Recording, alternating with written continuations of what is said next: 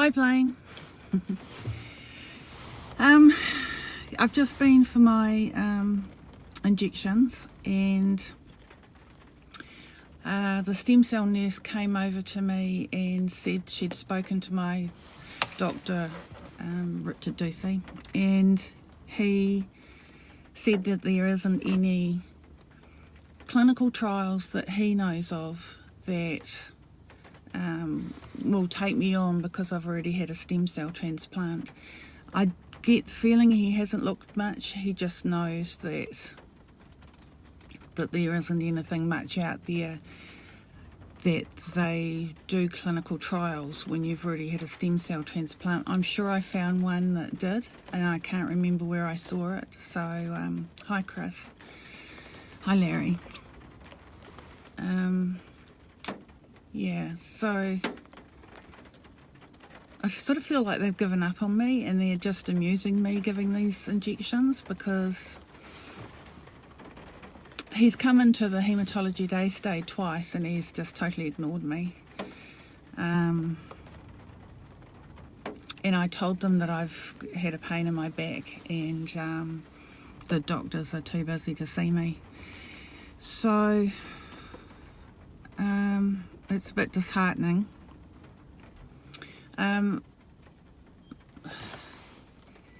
Yeah,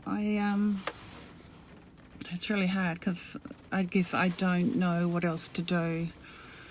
And the trouble is, it's hard for me, even let alone other people, to look up things, clinical trials and that, because I don't know the jargon and I don't know what kind of leukemia I've got. And I had mentioned to him about this CAR T-cell therapy that they're doing. My doctor said to me that even if they did it here, they wouldn't do it on me because I've got the wrong kind of leukemia. And yet, everything I've read seems to point that you can use it for acute myeloid leukemia. So I'm not understanding, and I'm not getting any real response from him. I'm not seeing him again until the 17th of July, which is a long time to wait. So I guess I look at clinical trials where you've already had a stem cell transplant. I don't even understand. I mean, they could put me through another stem cell transplant and give me the chemo afterwards, but I guess they've decided statistically that it doesn't always work. So yeah, I just keep coming in and getting these Vidasa injections, and hopefully it will do something. I don't really get it, because last time he told me after these Vidasa that I only had 3% stem blasts, which is the cancer cells in your bone marrow. And then suddenly it goes up to 13% and he says we can't do the transplant.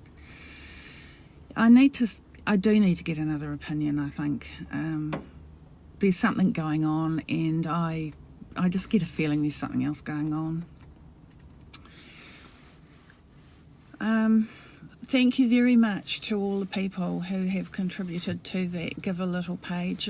I'm just absolutely overwhelmed with the support and the prayers and people getting on Periscope and talking about their story, which was amazing what Tabby did.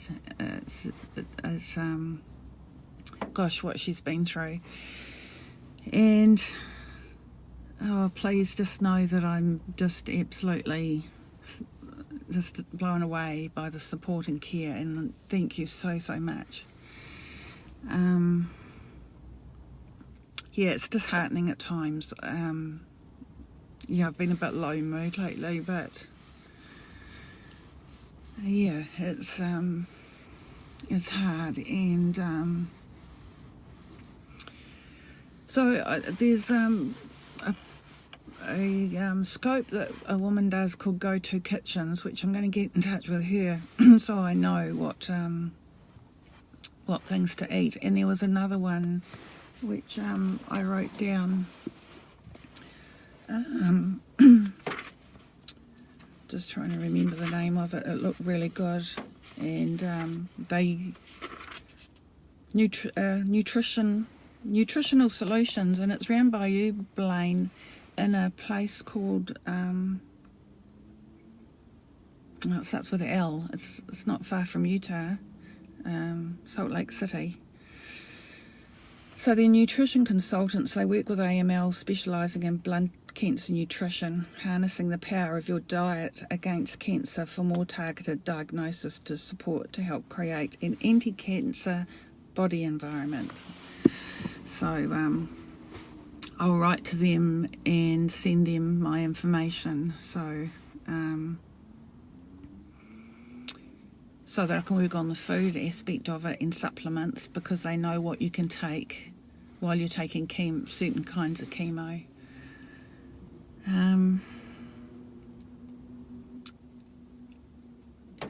The vitamin C, I'm not sure whether I should be taking that. They're giving me low dose and they're mixing it with water, and vitamin C is water soluble, so I don't think I'm getting the benefit of high dose, and they won't give me high dose while I'm taking the Vidasa. From what the doctor said, because I gave him the website for that Melbourne one, and he just said that it's not suitable for me because I've had a stem cell transplant already. So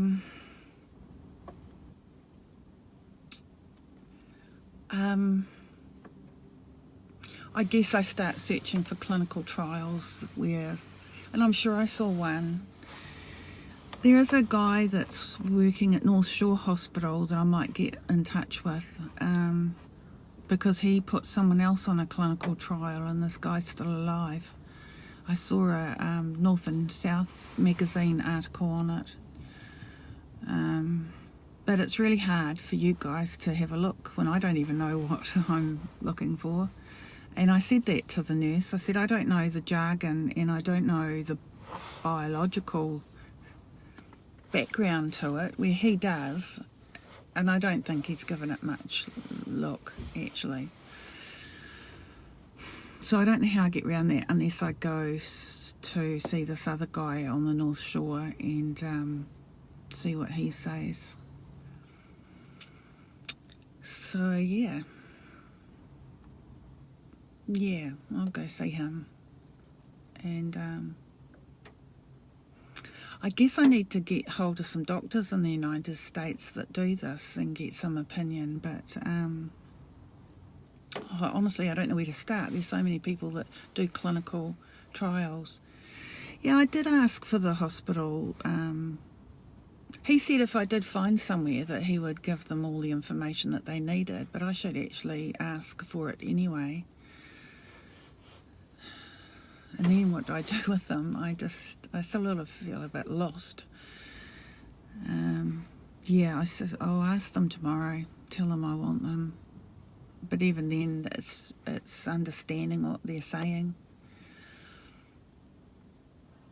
Yeah, and under the Privacy Act, I should be entitled to have them as well. Yeah, I do need them. I'll ask them tomorrow. Yeah, I don't know whether they're connected with... Oh, he must be able to go look up my files at the North Shore Hospital. They're a different hospital. It's Waitemata District Health Board. This is Auckland District Health Board. Yeah. I hope we have time. Straight away, the injections are making me feel not well. And if I get an infection, all it needs is my son to come home with a cold or a flu or something. And yeah. And to be honest, I was looking up how you die from leukemia the other day. It doesn't sound very nice.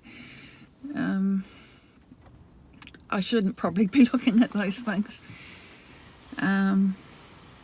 Yeah, but thank you guys for your support, and I'll keep posting. I know I shouldn't be looking at that, but sort of you get curious. Oh, it has been my friend Dr. Google. You just got to know what you're looking for, and because I've worked in mental health and I'm a social worker, I know what are the dodgy websites and what are the good websites to look for. but maybe I need to start emailing some people with my information if I get the results, and then scan them and send them out by email. Okay. Yeah. I have acute myeloid leukemia, and it started off as myeloid dysplasia, which is when your blood counts just come down and down and down slowly, and then they said it will turn to acute myeloid leukemia, and it did.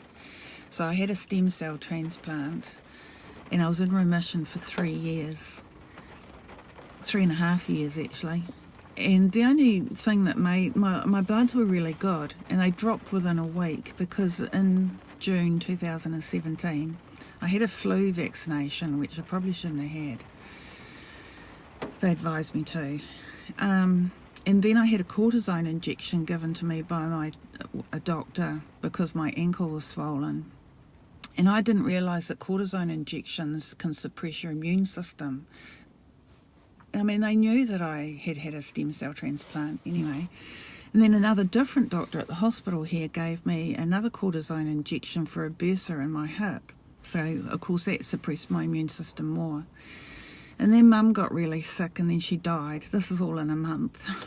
She died. So I was really stressed. And then I got influenza A, and that lasted for about 6 weeks. And then I got influenza B, because it wasn't enough just to get A, I had to get influenza B as well. So that lasted for another 6 weeks. And of course I looked at my bloods in that month in June when Mum died. My bloods were up and they just dropped.